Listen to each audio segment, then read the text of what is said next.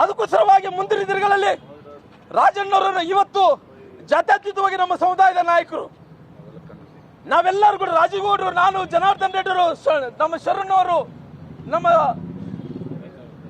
ಬೆಳದಾಲ್ನವರು, ನಮ್ಮ ಉಪಮುಖ್ಯಮಂತ್ರಿ ಅಶ್ವತ್ಥ ನಾರಾಯಣರು, ದಳೇಶ್ವರಿ ಬಸವರಾಜ ಶರಣವರು, ನಾಗರಾಜ್ ಅವರು ಎಲ್ಲರೂ ಕೂಡ ತೀವ್ರವಾಗಿ ಖಂಡಿಸ್ತೀವಿ. ರಾಜಣ್ಣವರೇ, ನಾವು ನಿಮ್ಮ ರಾಜೀನಾಮೆಯನ್ನು ತಗೊಂಡಿದ್ದಾರೆ, ಅದನ್ನು ತೀವ್ರವಾಗಿ ಖಂಡಿಸ್ತೀವಿ. ಇಡೀ ಸಮಾಜ ರಾಜಣ್ಣವ್ರ ಜೊತೆಲಿ ನಿಲ್ತೀವಿ. ನಾವೆಲ್ಲರೂ ಕೂಡ ಪಕ್ಷಾತೀತವಾಗಿ ನಿಲ್ತೀವಿ. ನಾವೆಲ್ಲರೂ ಕೂಡ ರಾಜಣ್ಣವ್ರ ಜೊತೆಲಿ. ಇವತ್ತು ರಾಜಣ್ಣವ್ರು ನಾನು ಅವ್ರು ಮಾಡಿದಂತ ಯಾವುದೇ ತಪ್ಪಿಲ್ಲಿದ್ರು ಕೂಡ ಸತ್ಯವನ್ನು ಹೇಳಿದಕ್ಕೋಸ್ಕರವಾಗಿ ಅವ್ರು ಏನು ವಜಾ ಮಾಡಿದಾರೋ, ಇವತ್ತು ಸರ್ಕಾರದಲ್ಲಿ ಯಾವುದು ಕೂಡ ವಜಾ ಮಾಡಂತ ತೀರ್ಮಾನಗಳು ಯಾರು ತಗೊಂಡಿಲ್ಲ. ನಾವು ನೋಡ್ತಾ ವೀರೇಂದ್ರ ಪಾಟೀಲ್ ಸಂದರ್ಭದಲ್ಲಿ ವಜಾ ಮಾಡಂತ ಕೆಲಸ ಮಾಡಿದ್ರು. ಅವತ್ತು ದೇವರಾಜ ಅರಸರು ಕೂಡ ಇದೇ ರೀತಿಯಲ್ಲಿ ಅಪಮಾನ ಮಾಡಂತ ಕೆಲಸ ಮಾಡಿದ್ರು.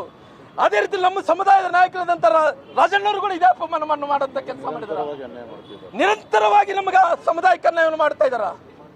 ಇವತ್ತು 2 ವರ್ಷಗಳ ಕಾಲ ನಿರಂತರವಾಗಿ ಮೋಸ ಮಾಡ್ತಾ ಇದಾರೆ ಈ ಸರ್ಕಾರ. ಎಲ್ಲ ವಿಶೇಷವಾಗಿ ನಮ್ಮ ಸಮುದಾಯ ಅವರಿಗೆ ಇವತ್ತು ದೊಡ್ಡ ಅನ್ಯಾಯವನ್ನು ಮಾಡಂತ ಕೆಲಸ ಮಾಡ್ತಾ ಇದಾರ. ಅದಕ್ಕೋಸ್ಕರ ರಾಜಣ್ಣವರೇ, ನೀವು ಹೆದರಬೇಡ್ರಿ.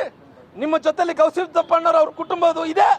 ನಮ್ಮೆಲ್ಲ ಪಕ್ಷಾತೀತವಾಗಿ ಎಲ್ಲ ಶಾಸಕರು, ಮಾಜಿ ಶಾಸಕರು ಎಲ್ಲರೂ ಕೂಡ ಇದೀವಿ. ಇಡೀ ಸಮುದಾಯ ನಿಮ್ಮ ಜೊತೆಲಿ ಇರ್ತೀವಿ. ದಯವಿಟ್ಟು ಭಾರತೀಯ ಜನತಾ ಪಾರ್ಟಿ ಬರ್ರಿ.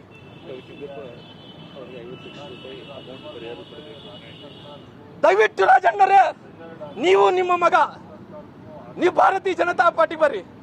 ನಾನು, ಶಿವನಗೌಡರು, ನಮ್ಮ ರಾಜೀವ್ಗೌಡರು, ನಮ್ಮೆಲ್ಲ ನಾಯಕರು, ನಮಗೇನು ಗೌರವ ಸಿಗ್ತಾ ಇತ್ತನೋ ನಮ್ಮ ಹೇಮಲತಾ ನಾಯಕರು ಎಲ್ಲರೂ ಕೂಡ ಸೇರಿ ನಮಗಿನ್ನ ಜಾಸ್ತಿ ಗೌರವ ಕೊಡಂತ ಕೆಲಸ ಮಾಡ್ತೀವಿ. ನಿಮಗೆ ಸ್ವಾಗತವನ್ನು ಕೂಡ ಮಾಡಂತ ಕೆಲಸ ಮಾಡ್ತೀವಿ.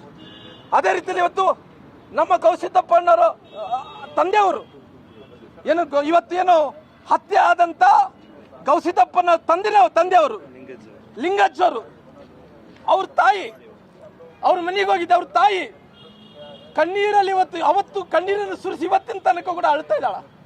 ನನ್ನ ದುಡಿಯೋ ಮಗ ಕಳ್ಕೊಂಡಿದ್ದು ನಾನು, ನನ್ನ ತಂಗಿದಳ ಮದುವೆ ಮಾಡಕ್ ಆಗ್ತಾ ಇಲ್ಲ, ನಮ್ಮ ಸಂಸಾರವನ್ನು ಸಾಗಿಸೋಕಾಗ್ತಾ ಇಲ್ಲ. ಈ ತಾಯಿ ಕಣ್ಣೀರು ಒಂದು ದೊಡ್ಡ ಶಾಪ ಆಗುತ್ತೆ. ಇವತ್ತು ಕಾಂಗ್ರೆಸ್ ಪಕ್ಷ ನಿರ್ಲಕ್ಷ್ಯದಿಂದಾನೇ ಇವತ್ತು ಅವ್ರ ಮಗ ಏನು ಹತ್ಯೆ ಆಗಿದನೋ ಖಂಡಿತವಾಗಿ ಈ ತಾಯಿ ಶಾಪ ಬಹಳ ದೊಡ್ಡ ಪರಿಣಾಮ ಆಗುತ್ತೆ.